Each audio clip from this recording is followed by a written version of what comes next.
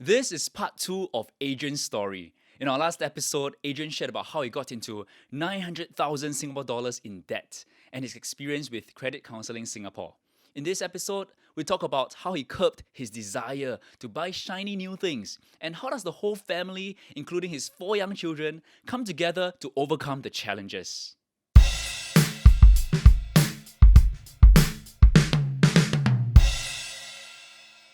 Hello, my name is Andrew, and welcome to another Chill with TFC episode. In this series, we talk to interesting people with relevant experience and insights to help us learn from their perspectives so that we can create the life we love and manage our finances well.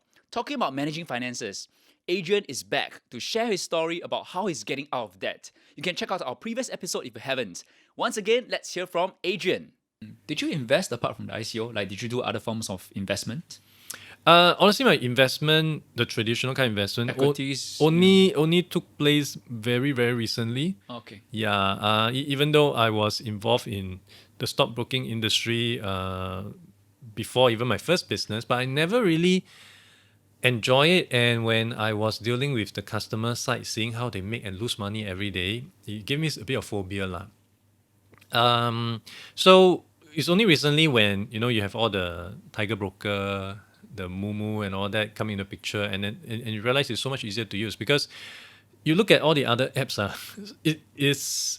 it's very hard to figure them out. You need to go through a manual and all that, but the more modern one is really very easy.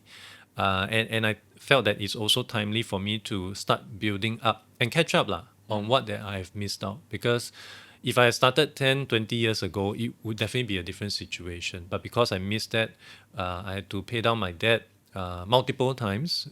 So right now I have started to look into all this. But because I need to do my catch up over the past 2 decades, I would say a high percentage is very much on growth stock rather than your stable dividend kind of stock.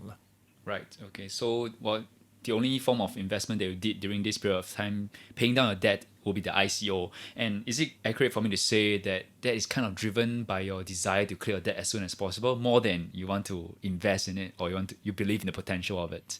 I would say it's a combination of both. Okay. You want to make some, and also at the same time trying to resolve a situation much faster. So it's because of that I decided to put that 10K into play, which of course did not end up well. Okay. Okay. So during this period of time, I am picturing that it's a whole family effort. And you're mentioning that you kind of have some luxuries in life, right? Like travel and all that.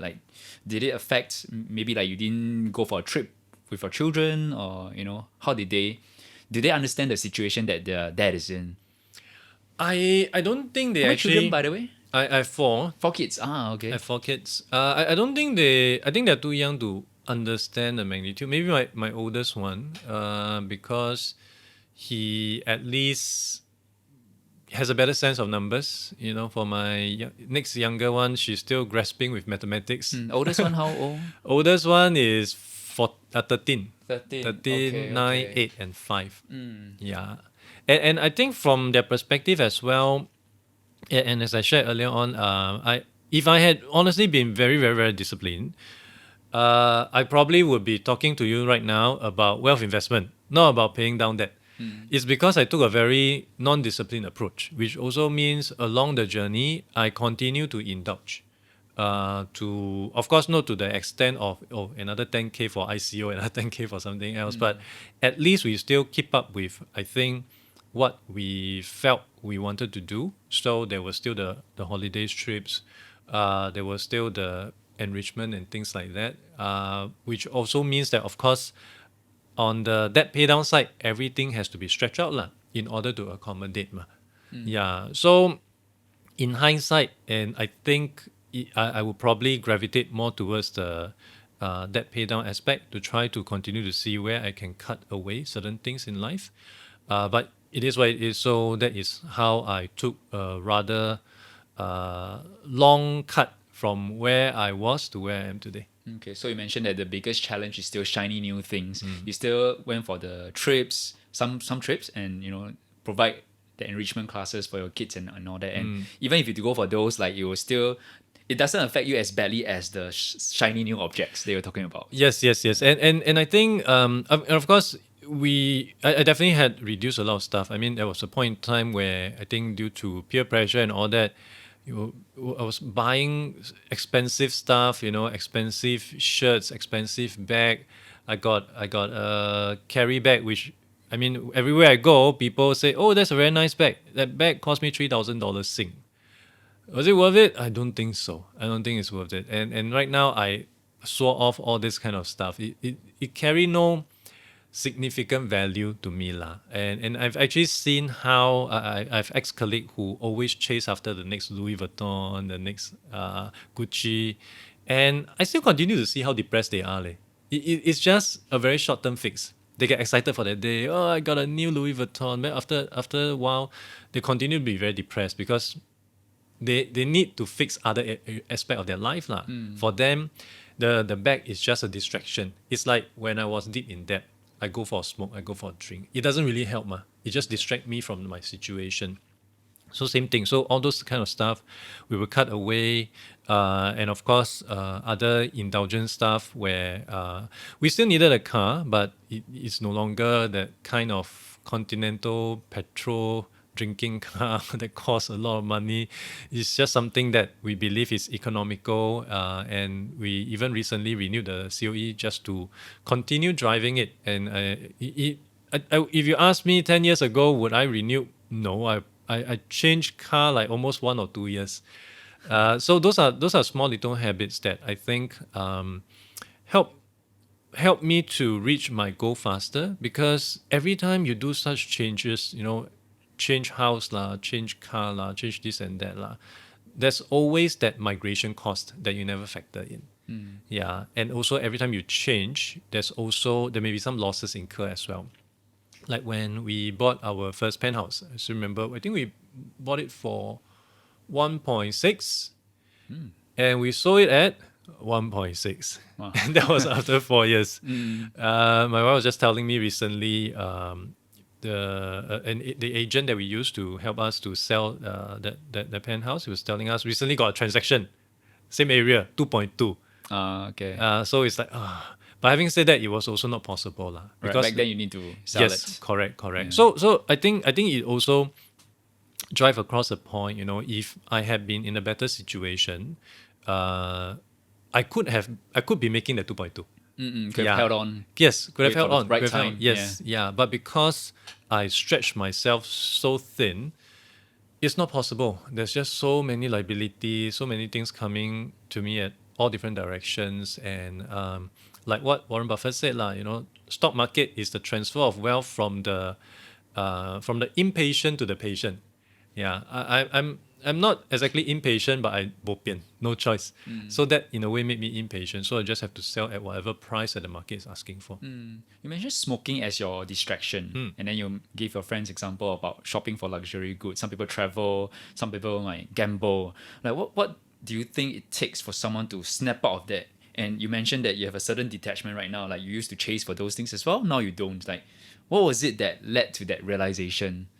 I don't think it's an overnight significant eureka moment. I do think if I have to really pin it down, I think firstly, a lot of things that I did recently also helped me to become more self-aware. I think maybe age plays a part in that, when you know that your mortality is coming closer and closer. And at the same time, maybe also looking at the success of your friends who had taken the more intelligent path in wealth building, to see where they are today, and then you measure against yourself and like, oh man, I wish I were them. If only I had done this and all that more intelligently. And the third thing I think would be perhaps my intention or currently practice of meditation. I think that really helped me to be a bit more disciplined in many aspects, which also helped me to quit smoking, reduce my caffeine intake, reduce my alcohol intake, which I guess to some extent also apply to money discipline as well. Could you share a bit more about how do you do a meditation? It's like how much time per day, or you sit down there. What's your form of meditation? Because it's different for different people, right? I tried many. When I first started, I actually used an app called Headspace, and I honestly I always felt meditation is a kumbaya kind of bullshit kind of stuff. But then I was at this stage in my life where I just needed something lah. So Yeah, might as right. well, right? And I remember reading in many books, like in Steve Jobs' biography, he also meditated. So I was thinking, all these intelligent people, they cannot all be wrong, right? Why don't I just give it a try? And Headspace was just came out into the market. So guided meditation, is much more easier for you to pick up. So I tried that. But after a while, I stopped. I'm like, I don't feel anything. I can't remember why, but then I try again. I think it was because of some other apps, and I also went back to Headspace. I bought a subscription, tried some other application as well. And over time, I felt a bit clarity of thought, and also a bit calmer as well. And right now, I actually don't use any guided meditation. I actually just do unguided. So I just set a timer. I tried different timing. I tried 25 minutes, 15 minutes, 10 minutes, 5 minutes. Right now, I'm usually doing 15 minutes per day, which I think is sufficient for me lah, because I have other things in life, so I need to fit nicely into my schedule. So it's just a daily practice of 15 minutes per day. Over and above, of course, other stuff lah, gratitude journaling and all that kind of stuff. So I can't really say exactly, all this is because of meditation. I think it's a accumulation of all this kind of daily consistent practice lah. Okay, so like it gives you the calmness, clarity. How would you describe the experience in helping? Although it's not all of it, but how would you describe the experience itself? I think one key aspect is you are not so, or I'm not no longer so drawn into new shiny objects. So that really helped. Yeah, the next thing come. I remember many years ago, the next iPhone come, right? I wouldn't be the guy who queued overnight, but I probably would be the first few batch buying the new one. Now I'm like, it's okay, leh. My phone still work. Okay. Yeah, it's good enough. I don't care. So I think that also give me a sense of priority. If it works, why do you need a better processor and all that? So all those kind of detachment, I somewhat just let them go. All those kind of attachments, sorry, I just let them go, and it just free up your mind to look at things which you believe are more important, which in my head would be things like experience. Yeah, if you ask me to spend more money on experience, I wouldn't mind. But if you ask me to spend more money on a physical object, I would really think multiple times and eventually say no. When you say experience, maybe like a trip with your family, do you mean that kind of experience? Trip with a family, Okay. having Outing. I had a recent, not recent, a few months ago, a fishing trip with a group of friends. Honestly speaking, the amount of money that we pay, I could have bought many fishes at the wet market. Okay. But it was a very nice experience. I mean, Okay. to go through under the sun on the boat, chit-chatting, talking call with each other, and then fishing. And I didn't catch a single fish, We had, yeah, that's why you go there. the entire Just gone boat, to the market and pay, everyone caught a fish except me. Uh-huh. Yeah, so, but it was a really nice experience. And these are stories that I would imagine, when I come back, even years later, I can sit down with my kids, with my grandson, grandchild, to tell them, hey, last time Akong did this, and it was so fun and so on. I'm not going to sit down and tell them, hey, last time Akong bought the this latest iPhone. Yeah, Louis Vuitton bag. Okay. I bought iPhone 13. By then, it was like, iPhone 50 already. They don't even care. Okay.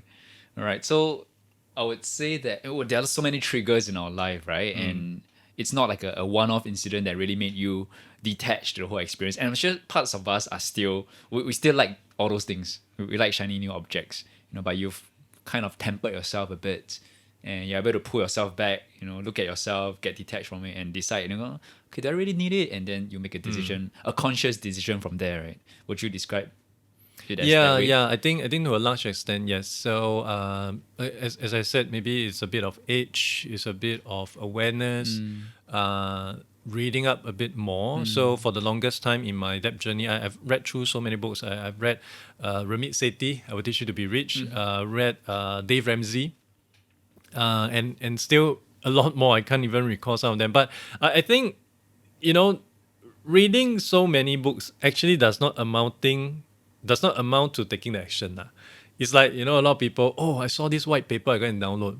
But if you download, you have to read it, Just by downloading it, it means nothing. After you really take action. Yeah, you have to take action. So taking action is the key important thing. Even though each of them may be preaching different stuff, but there's always a commonality. The commonality here, or the common denominator here, is you got to take action. It doesn't matter that snowball, that avalanche, you take Dave Ramsey advice, you take Rami Sethi advice, doesn't matter. You just have to take action. And earlier on, you also mentioned that arrival of your first child is when you start thinking about start thinking about your situation, right, and how to resolve it and get out of it. So, like, how does the whole situation, I mean, it took several years. How do it affect your relationship with your kids in terms of like teaching them about finances? I mean, you mentioned they are very young, right? I You're think 14 years old oldest, and then 14, 9, 8, and 5. okay, Yeah, I think one merit that really come of this is because of what I've gone through. I take a very proactive approach to tell them what I'm going through or what I was going through. I would actually list down on my so I have a wardrobe, and then the wardrobe has a glass door. So I'll take a whiteboard marker and write down. I owe this one how much? I owe that one how and then much? the 5-year-old what? How many more months to pay down? That kind of Okay, stuff. okay. So and so every time they pass by, they would see. They won't question because some of them are too young, but the oldest one would ask. And he would even, sometime when my younger kids want to buy something as making a fuss about it, my oldest would actually point out that, I still owe the bank so and The so. oldest boy or girl? Boy.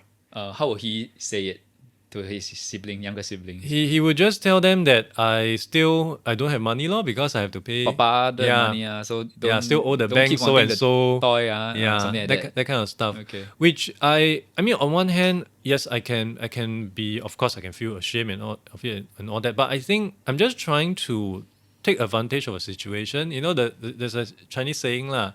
Any opportunity is any crisis is an opportunity lah. So I use it as an opportunity to try to teach them lor, in hope that they will not go through the same thing as I did lah.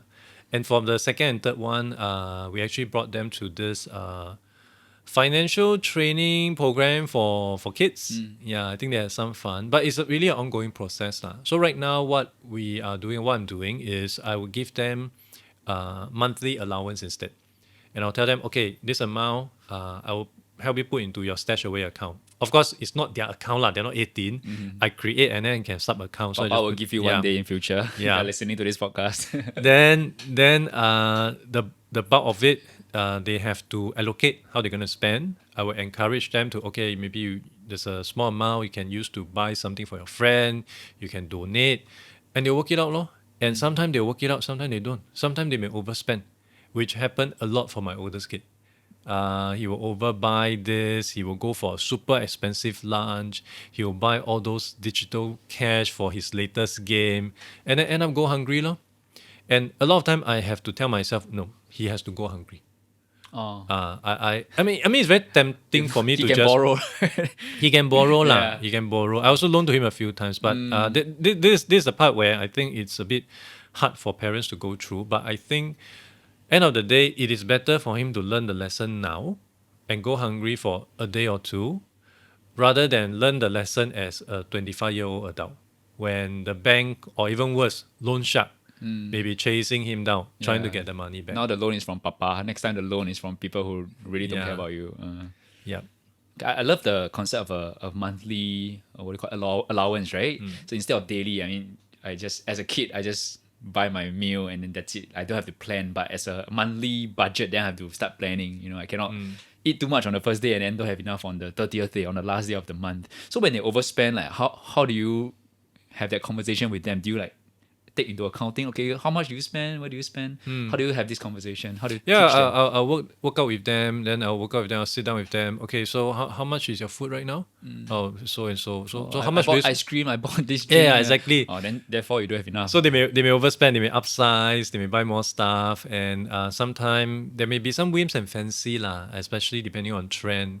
They may. I realize a lot of, especially for boys, during P1, P2, they should go through the phase of buying the country eraser. Okay. Yeah, Oh, you mean it's still a thing. It's still a thing. It's still a thing.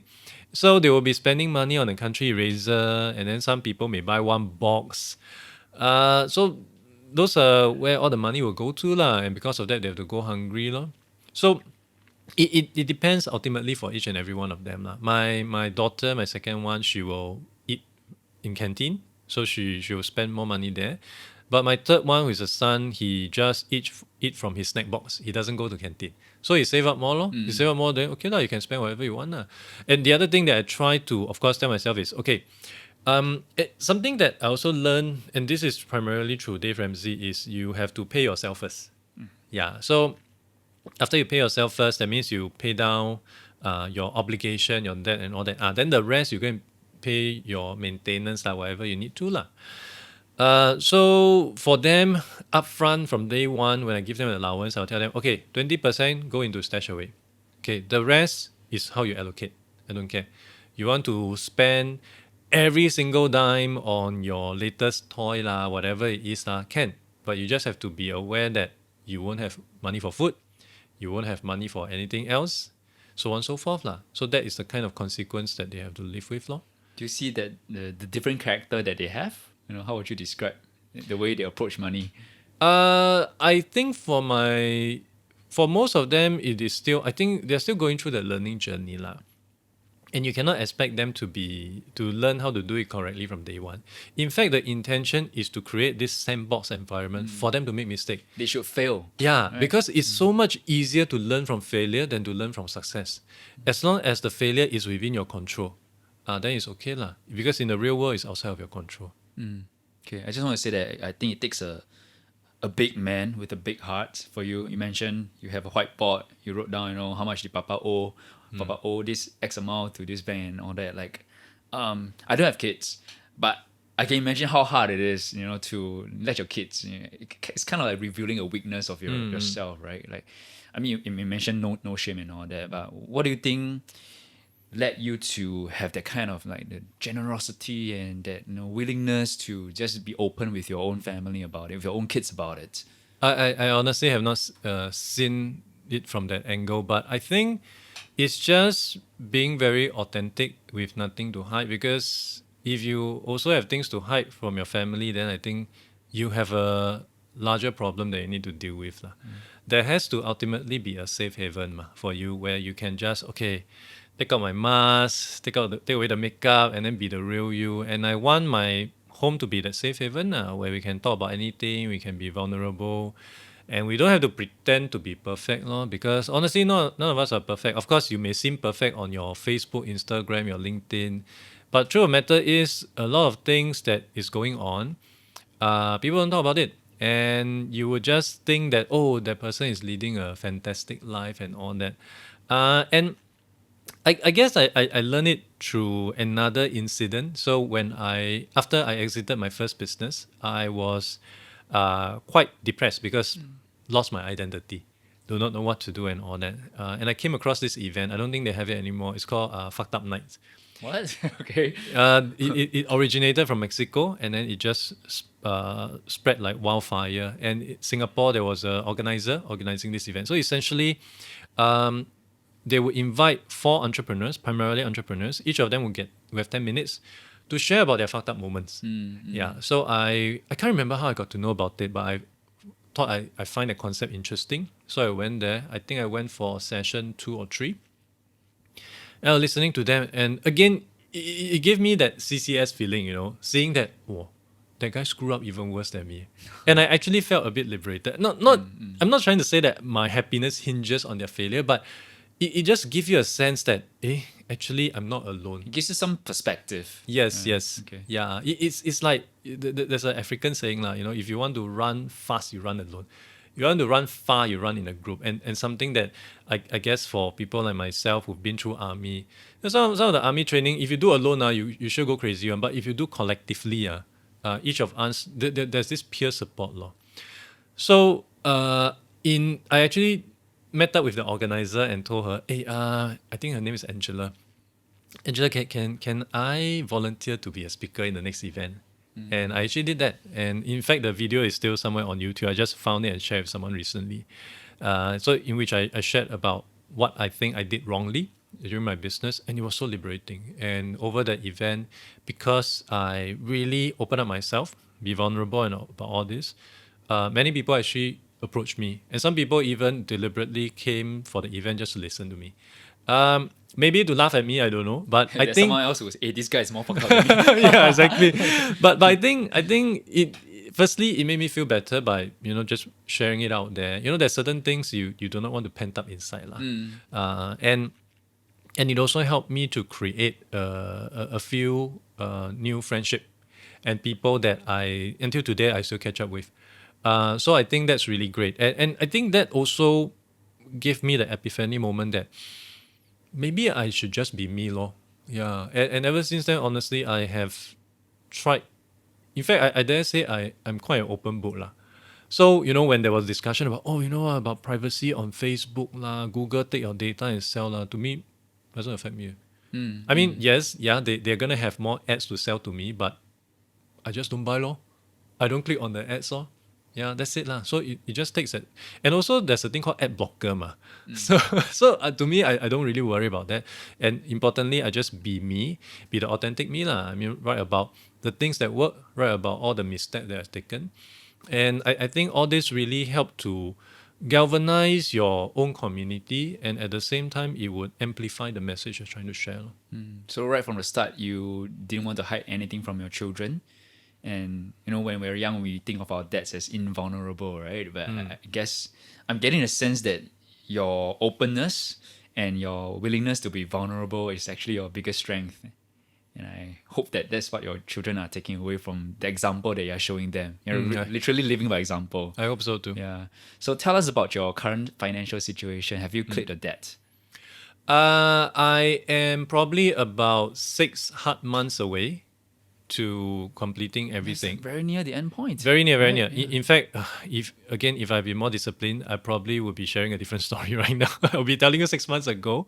Or But it could have again- been worse. You could be saying 2 years. True, yeah. But shit happens, and then. But I'm very definite this will be the next 6 months. This is to last go. lap already. Last lap. And also, even though while I'm doing this last lap, I've already started looking into getting into the stock market. I already got into the stock market with a small portfolio and starting to build on that lah.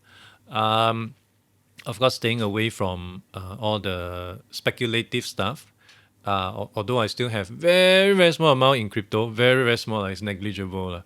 But I think the key thing right now is really just to look at something that is a bit more solid, more established.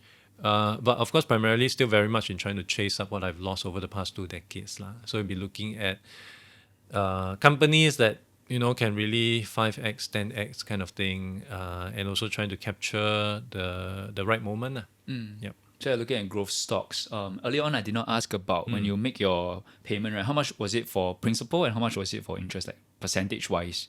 You remember? In terms of my debt pay down, well, as of now, actually, it is purely just on principal. Because my final plan, which I took up, was one of those. So sometimes, some of the banks, I don't know lah, maybe they just desperate for business. They give you super good term one. And this one I got was on a very good term. Essentially, there's just a one transaction fee, which come out about a few $100s. And then it is interest free for 6 months. Okay. So this last 6 months, almost interest free, I would say, apart from that one time admin fee or something. Correct. Okay. So percentage-wise, in terms of allocation, right now, how do you describe, like, how much is your expenditure, how much is your investing, how much is the repayment? Repayment right now, in terms of, I think it's probably like 30-ish percent. 30-ish percent of my total income. And then, of course, you have all the maintenance, the expenses and all that. And also, think about 5-10% will go into the, you can call it emergency fund, but my emergency fund basically is my stock market fund. So you're ready to pull out from the stock market in the event of an it's very emergency. liquid. It's very liquid. Yeah, okay. So that's something that I'm building towards. And also, 6 months later, the 20-30% will then go straight into the stock market for us to chase up. Okay. So how long did it take for you from $900,000 in debt to this last 6 months? Oh man. I remember the 900K vividly because that happened during my close to my exit from my first business, and that was 2014-ish. Early 2014 or maybe late 2013 around there. Yeah. So since then, about 7 years thereabouts. Okay, to get to where you're at. Wow, looking back, how do you feel right now? It's been a journey, 7 years. Well, of course, in hindsight, of course, one would hope to accelerate that much faster. 7 years to go through that amount, I think it's really too long a time. I took too much of a time, and also a lot of missteps along the way. ICO, those kind of nonsense. But it is still, I feel, a good balance lah for me. And I think end of the day is just to find the right lessons that one can learn from it, and try to share it forward lah, and try to teach it forward to as many people as possible. Which is why I am very open to appearing on this podcast to share more, because in Singapore context, I know a lot of people are in that, but they don't really. Honestly, it's not something people want to talk about lah. Yeah, it's hard to talk Nobody will catch you out over beer and tell you, hey, let me tell you how much money I owe the bank. No one's going to tell you that. But the truth is, people are. And as I shared earlier on, Singaporeans owe a lot of unsecured loans. And right now you have the buy now, pay later phenomenon. Oh, that one is going to kill people even faster. So looking back at your whole journey, how would you describe your relationship with money right now? I think money is somewhat like what people would say about fire lah. It can be a good servant, it can also be a master, like kill you off. So it is important for you to make sure that it works for you in a very intelligent way lor. And I think it also help one to understand, especially myself. Yes, it can help me to bring immediate joy, but immediate joy are actually supported by the things that you have to give up in the future. For example, your retirement, maybe you want to buy a house in the future and all that. Those are things you have to give up because you want it now and now and now. So those are things that I believe I have better clarity on, and moving forward, right now, every time if I come across certain things which somewhat just tempts me, let's say, a new laptop I want to buy. Actually, I would ask myself, hey, this laptop $2,000, I can put into Apple Store. You start thinking. You start thinking. Right? Yes, you start thinking those kind of stuff, and I think that would really be very helpful, because when you try to weigh things like that, I could put into Tesla. That would help you to really take a step back. Do I really need this right now? Having said that, I did just buy a new laptop because I needed to use it, but a lot of other stuff, you will go through that thought process, and that become your checklist. Yeah, do I need it now? Would this money be better in Apple stock? Then that may help you to make a different Apple decision. MacBook or Apple stock. Yes, that's correct. But of course, if you use your MacBook for work and it gives you more income, then you have to evaluate differently. Yep. So when you say it's like fire is a good master, good servant but bad master, right? And it sounds like it's more of a neutral position. But do you feel any tinge of resentment, regret, in your whole relationship with money? Well, my only regret is, of course, didn't amass enough when I could. I mean, when I started my business and even at the corporate level, because I was a co-founder, I was managing it for the longest time, a lot of company decisions on finance also came from me. So whatever bad financial literacy I have was also applied onto the company, which of course doesn't really help it. And if that hadn't happened, then I think it would be a totally different situation right now. So I guess the relationship, I would say, it doesn't really change much things, but it just gives me the understanding as well as the awareness that every single decision that you make will ultimately lead you to a different consequence. And especially when it comes to things like money, where you would need, especially in a place like Singapore that's so expensive, you can, any small little decisions may compound and affect you in the longer term in a very bad way. So you may see nothing of it. Okay just burn a few hundred here, a few thousand there, but all this actually compound over time. And it will really put you in a very different situation. So for those listeners that's listening to this right now, I think it's really about trying to make as many correct decisions as possible you can with money. and that will help you to give you the sense of financial freedom that is needed. And maybe it's not so much for me, but also I've seen this in many other people, because for a period of time I was actually in outplacement. So I was trying to place unemployed PME back into the workforce. And many of them struggle like crazy to get into the job market, which is okay, fine, because structural unemployment, etc., etc. But a lot of them were not willing to really consider something else because they were financially strapped. They were in a situation where I need to finance my kids for university. I have a house, I have 2 cars, this and that. So by looking at other people, it also gave me an understanding that I think, would you prefer to be in a lot of debt but have 2 cars, or would you prefer to have just a bicycle but be financially free? Because when you're financially free, you can choose to do anything you want. And that is something that I've also really got a good awareness of. And I think that is the key thing that everyone should work towards. I mean, ultimately, financial freedom is not having a lot of money in your bank. Financial freedom is to have the ability to choose whatever you want to do with no negative consequence. I think this is a good place to wrap up this part of the conversation. It's one hell of a journey. Thank you for being open. Thank you for sharing with us. Thank you for watching this video. If you found it useful, like, share, subscribe, and feel free to leave your comments. You can also join our Telegram group, follow us on social media, and sign up for our weekly newsletter. Everything is in the description. For more content, check out thefinancialcoconut.com. I have last 3 questions for you. The first question is, what is one core life principle of yours? So I think core principle is really being true to yourself, not to lie to yourself, which I did many, many times over my past few decades, telling myself, can be done, this can be done, that can be done. But the reality just doesn't gel with expectation. So by being very pragmatic with what you can do, what you can achieve, and what you truly are, I think that is one of the key life principles I want to bring across in my life. Okay. What is one piece of financial advice that you think should be shared more often?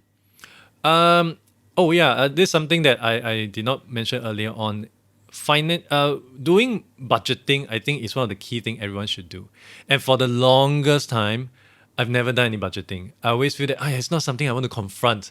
I don't want to actually have a sense of how much I'm spending.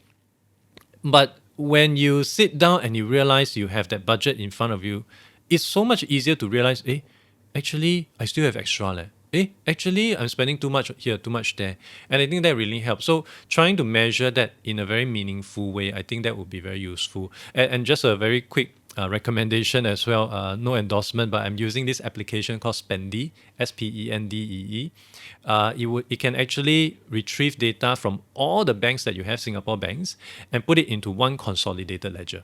So I actually update it every time I remember, maybe once every few days. And you can then look into your budget and see where you overspend. So I think that really helps me. And it also created a habit in me where, even if I were to buy a $1 Straits Times, I will also key into the app. Okay. Yeah. So that helped me to better understand where I stand. So everything that you spend on, you just pull out the app and record, right? If it's manual, if it's a cash transaction, I will key into the app. But credit card? Credit card, they can just pull out from the bank. Okay. So that's one way of budgeting. Using an app. I mean, there's so many apps nowadays. Find one that works for you. Yep. Okay, my last question for you is, what is an area of your life that you are giving additional focus right now? Additional focus right now, I would say it's really on the new way of doing content. So I do a lot of writing. I do my own podcast as well. And also most recently, I dabbled with YouTube. I'm really more interested in, learning the behind the scenes, how to do editing. That aspect actually interests me a lot.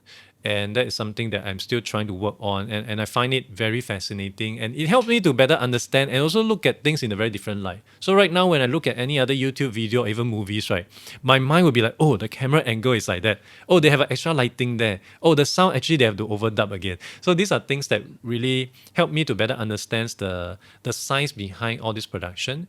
And these are things I'm pursuing right now. Okay, and so you're doing your own YouTube podcast, right? Like, do you think, what's driving you to do all this? It's honestly out of interest. I started writing because I always enjoyed writing. I have friends who told me I wrote well, although I didn't think I did. And after my first exit from my first business, I wanted to join a tech company. And I wanted to join a tech company because I was running a recruitment business, and I realized recruitment business is a sales office. after dealing with salespeople of over so many years, right, you don't want to talk to people. Yeah, every one of them are like prima donna and all that. It's very painful. So I told myself, I just want to deal with technology. So I interviewed at LinkedIn, hire.com. I didn't get a job. Yeah, so I decided, why don't I just start writing? Express my interest in writing. So I did that, and over time it just snowballed. Then I created a HR tech market map and all that, and again things just snowball. So right now, actually, if anyone were to talk about, hey, who do I speak with on HR tech in Singapore, my name should pop out. Yeah, and of course that also led me to dabble with podcasts, for example, as well as currently YouTube lah. And in fact, content was how I actually gotten my last two jobs.